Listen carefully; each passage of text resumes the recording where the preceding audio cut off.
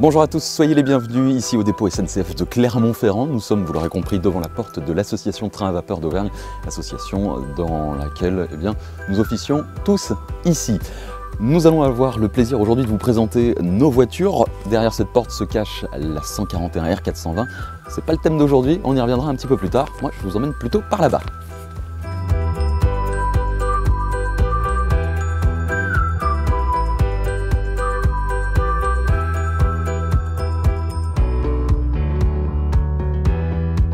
Et oui, présentation de nos voitures parce qu'on va avoir besoin de votre aide pour financer leur révision, des révisions qui sont importantes, on aura l'occasion d'en parler un petit peu.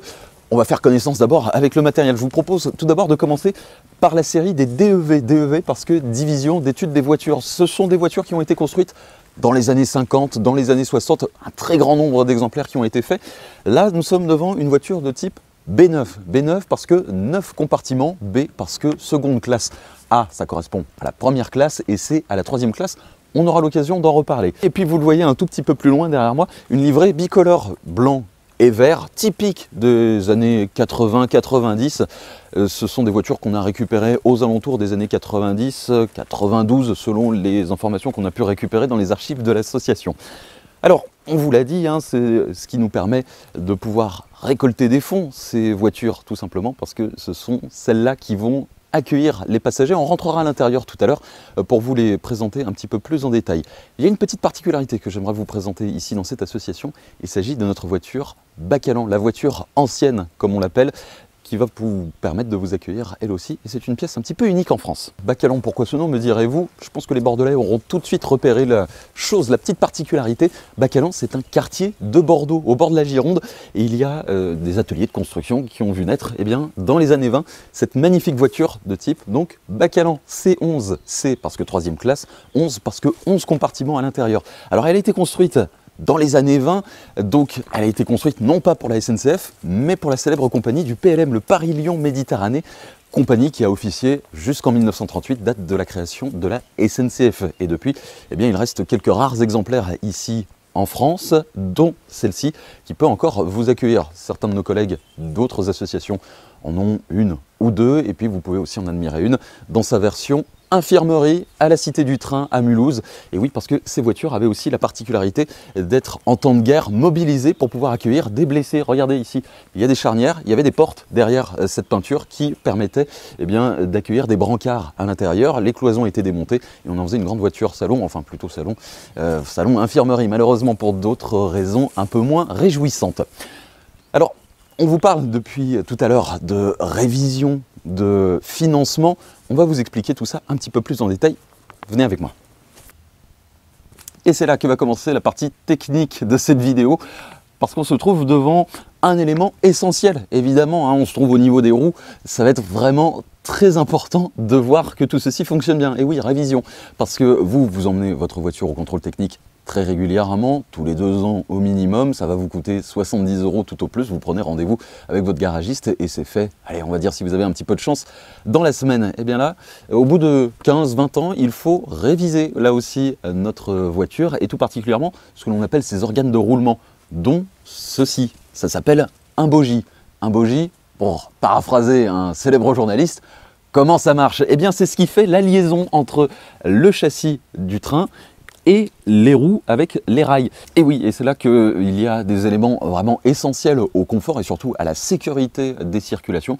Parce que vous voyez, il y a les suspensions à ressort, mais aussi à lame. Et c'est très important de savoir qu'on a une bonne tenue sur le rail. Ça permettra d'éviter des mouvements dangereux qui pourraient dégrader et la voiture et la voie. Et ça va être valable pour l'ensemble des voitures qu'on vous a présentées. Alors, ce qu'il faut savoir, c'est qu'on a aussi un élément essentiel à surveiller ici, c'est ce qu'on appelle la boîte d'essieux. C'est ce qui fait la liaison entre l'essieu, d'où son nom, et puis le reste du châssis avec le bogie. Ce sont des éléments vraiment très sensibles qu'il faut surveiller de très près, et donc, évidemment, on les surveille, nous, de notre côté, régulièrement, mais il faut passer à un stade supérieur de vérification ces derniers jours pour pouvoir répondre aux exigences de sécurité de la SNCF qui nous autorise évidemment à circuler sur son réseau.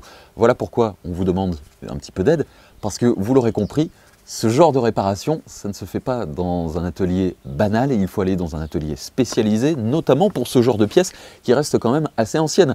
On vous l'a dit, 1920, les technologies, les techniques qui permettent de les réparer, ou en tout cas de les réviser, sont un petit peu particulières. Donc forcément, eh bien, il faut trouver des personnes qui ont des compétences rares, et qui dit rare, dit monnaie.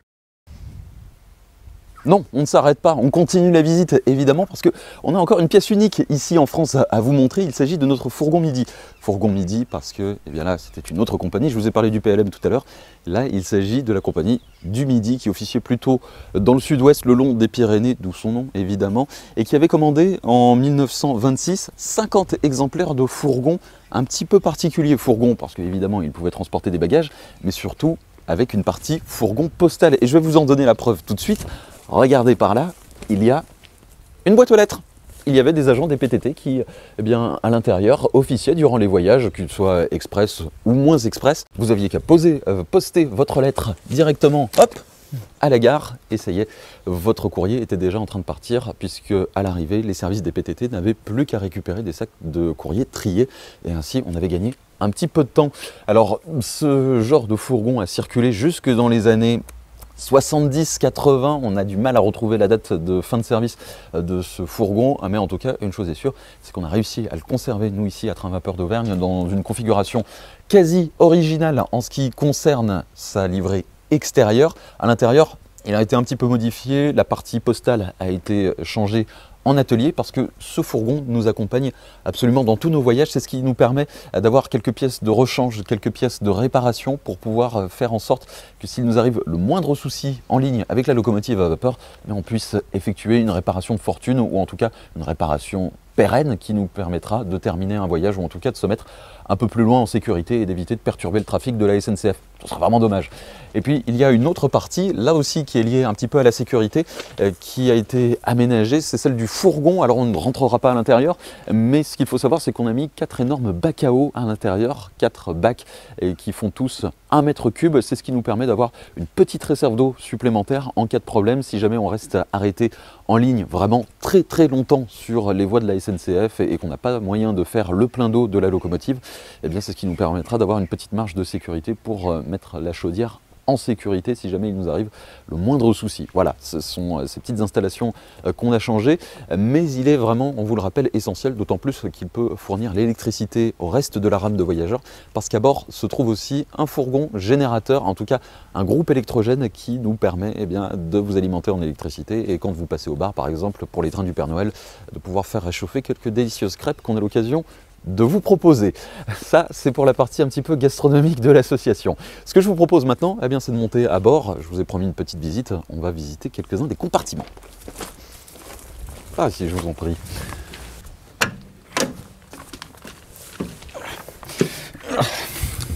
Ouais, le moins que l'on puisse dire, c'est que si vous aimez l'acrobranche, ici, vous n'allez pas être déçus parce que monter et descendre, c'est du sport. Alors, avec Antoine qui tient la caméra, on va vous faire visiter cette voiture Bacalan, donc de type C11 à l'époque.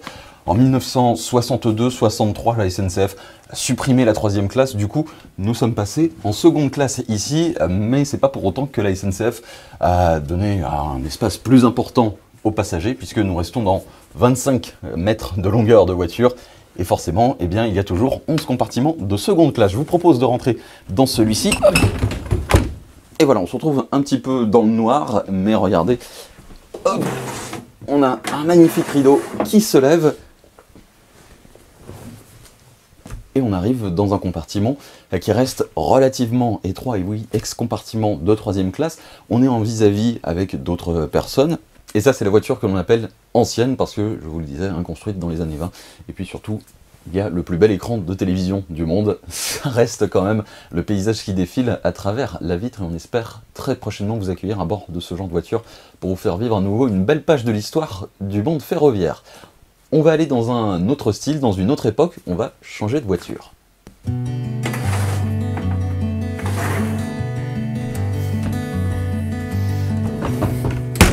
J'espère que le contrôleur ne va pas me trouver.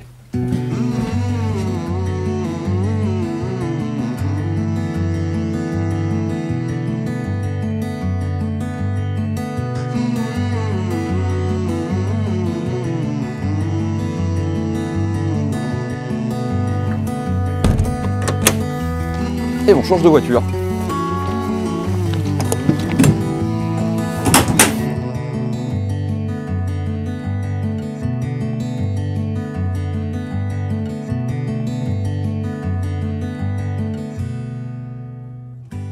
Et voilà, et là nous basculons totalement dans une autre époque. Hop, Antoine, je te tiens la porte. Merci. Parce que comme ça ira un petit peu mieux. On va rentrer dans ce compartiment, vous allez voir, on change tout de suite d'ambiance. Déjà, petit rideau des années 70. Hop. Et là, changement de couleur, on part dans un compartiment un petit peu plus large, nous sommes dans une B10, et puis surtout, vous retrouvez un bleu SNCF totalement typique, et surtout ces banquettes qui doivent rappeler quelques souvenirs à quelques-uns. Hop. Vous l'aurez constaté, donc nous sommes dans une voiture plutôt des années 50-60 avec ces couleurs typiques de l'époque, le fameux Sky en marron, en ton de marron, qui reste eh bien très évocateur de cette époque. Et là encore, on est sur un compartiment avec des banquettes en vis-à-vis qui peuvent accueillir 8 personnes, en tout cas pour ce qui est du compartiment. La capacité de cette voiture, avec 10 compartiments, le calcul est simple, ça fait 80 places. Et puis petite particularité qu'on ne trouve plus à la SNCF de nos jours, dans les TER, ce sont ces petites affiches qui évoquent les différentes destinations desservies par le réseau SNCF. En face, je vous emmènerai du côté de Montbazillac, en Dordogne, et là, vous avez une très belle évocation de La Rochelle, en Charente-Maritime, au bord de l'Atlantique, sublime port de La Rochelle. Mais nous allons revenir en Auvergne, j'ai encore 2-3 petites précisions à vous faire part.